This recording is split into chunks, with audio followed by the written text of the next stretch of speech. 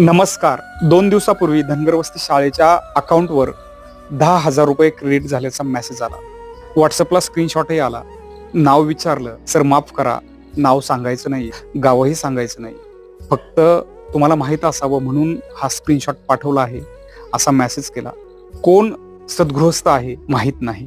क्षणभर निशब्द झालं. काय विचार करत असतील ही माणसं? कुठला विचार ठेवून यांनी ही मदत पाठवली असेल? आपण ह्या विश्वासाच्या पात्रतेचे आहोत का?